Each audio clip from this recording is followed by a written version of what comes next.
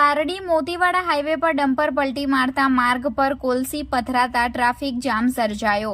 Pardi national highway number 48 Motiwada પાસે કોલસી ભરેલ dumper પલટી મારતા અકસ્માત સર્જાયો હતો।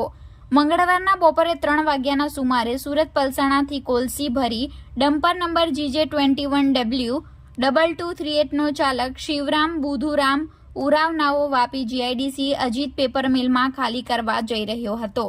જે દરમિયાન મોતીવાડા હાઈવે પર એક કારને બચાવવા જતા ચાલકે સ્ટીયરિંગ પરથી કાબુ ગુમાવતા ડમ્પર પલટી મારી ગઈ હતી।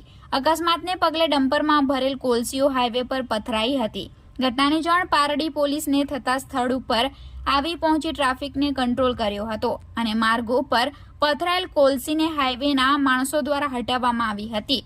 સદનસીબે અકસ્માતમાં ચાલકનો ચમત્કારી બચાવ થયો હતો।